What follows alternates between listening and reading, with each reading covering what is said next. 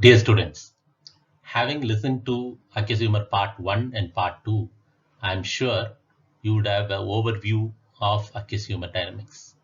In part 3, we will look closely at some other salient features of this topic, because over the three portions, we are looking at in close relation with glaucomatous disease process. We'll do the same in this portion also and try to understand how aqueous humor dynamics spills over to become glaucoma. First is the trabecular outflow summary. We have already understood that it accounts to around 85 to 90% of the outflow, and this is the conventional outflow which is mostly used by the aqueous system. But when you look at it closely, you will understand various opportunities for treating diseases of this type. The whole logic is to understand the principles and the basics involved behind the various parts of this trabecular outflow system so that we can manipulate it favorably when disease processes occur. So once again, we'll revise, we'll understand that aqueous is secreted by the ciliary plexus in the posterior chamber and circulates to the anterior chamber. And once it comes to the anterior chamber, it tries to go towards the trabecular meshwork. Here we'll presume that the angle is closed. There is an iridocorneal touch. Cornea and iris are touching and there is a closed angle. If you do a gonioscopy in this place, the angle will be literally 0. So in that situation, it is very difficult for flow to establish. If this kind of trabecular meshwork becomes totally blocked because of an angle closure, it leads to primary angle closure glaucoma. It is called PACG, primary angle closure glaucoma.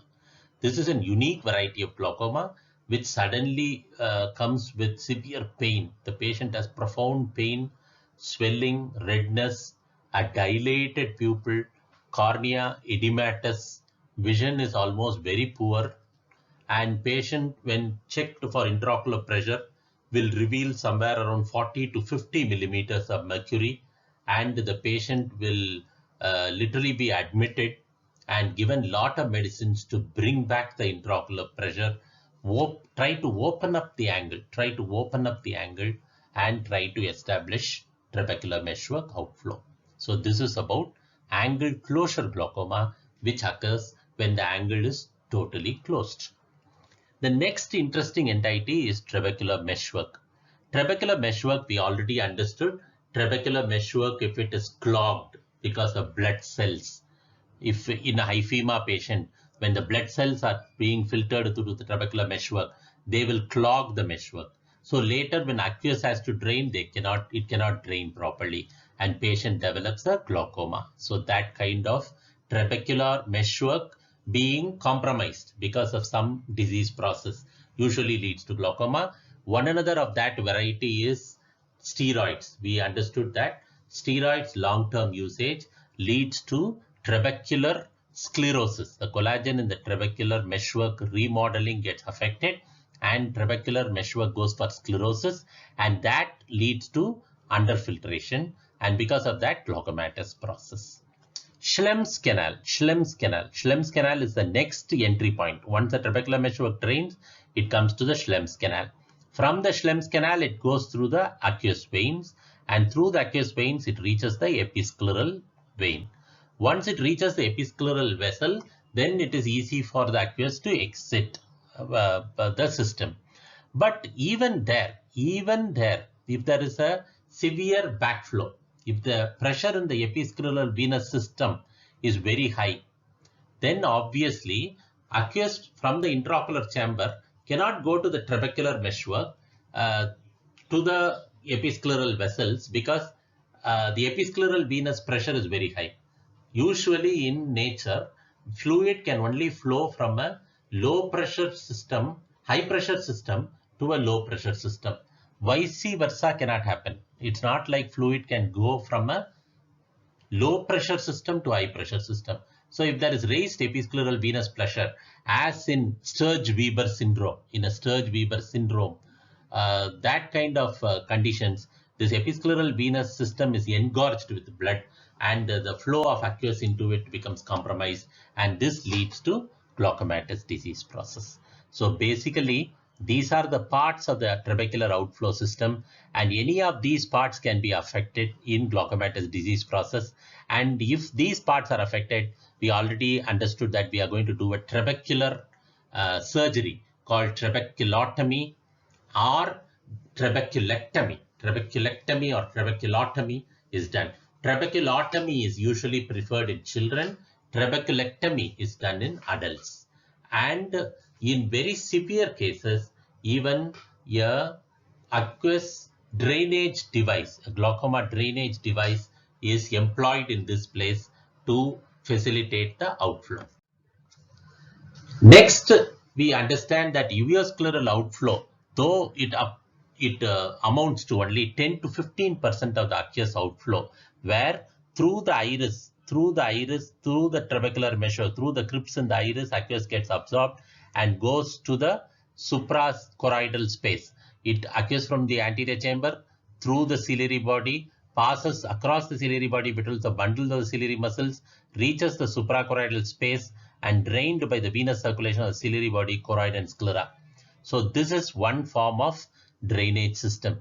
This system, though it is in a normal person only 10 to 15%, there is a good scope for using this system to increase the outflow in a glaucoma person. And the major group of drugs in glaucoma called the prostaglandin analogs. Prostaglandin analogs, example is latanoprost and bimetoprost, work through this pathway, uveoscleral outflow system, and increases the flow of aqueous out of the eye and reduces the glaucoma process. Aqueous humor formation is also affected by certain intrinsic factors. One of that is diurnal variation. Diurnal variation, usually the aqueous pressure is raised in the morning. Early morning raise is seen in aqueous circulation. Very much as the steroid axis is high in the morning. The steroid effort is more. Patient's BP is high in the early morning. Similarly, diurnal variation of intraocular pressure also occurs early in the morning. And this kind of intraocular pressure can be compounded by certain habits of the patients. So if any glaucomatous person is there, even known to you or as a patient, then you will have to advise them two things. One, when they do any procedure which is involving lot of breath holding, where the Valsalva pressure is going to increase, then glaucoma is going to be progressing because of this thing. Second is Sirasasana, where patients do asanas or yogas, where they almost stand upside down. There also a lot of blood flow comes to the head and neck from the lower body, and that also leads to increased aqueous formation and certain times worsens glaucomatous process. So if anybody is with the glaucoma problem, then they should avoid this asana. Sirasasana should be avoided by them. Similarly, patients have a habit of taking lot of fluids in the morning, in the empty stomach, they even take 1 liter of water. This is called a water challenge. It's called a water challenge test. It is one of the original tests done for glaucoma. If I suspect a person to have glaucoma, take him and make him in an empty stomach drink 1 liter of water and check his intraocular pressure and see that there is at least a raise of 2 millimeters mercury before drinking water and after drinking water. Then there is a high chance that person develops glaucoma. So in that situation, if there is a person with glaucoma, established glaucoma, or if there is a glaucoma suspect, then it is better to make them understand that they should not take huge quantities of fluid, water, or any other fluids in the empty stomach. They can take small increments of this fluid, drink the small amounts, quantities of water, but not at a stretch immediately once as huge quantities of water. That should not be done. The next important thing is there is a lot of relation.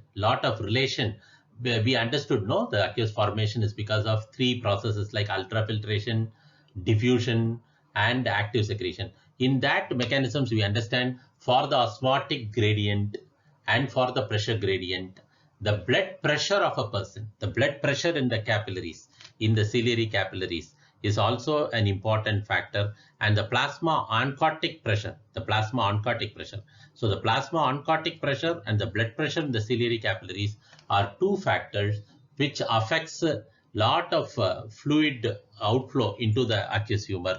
That should not happen.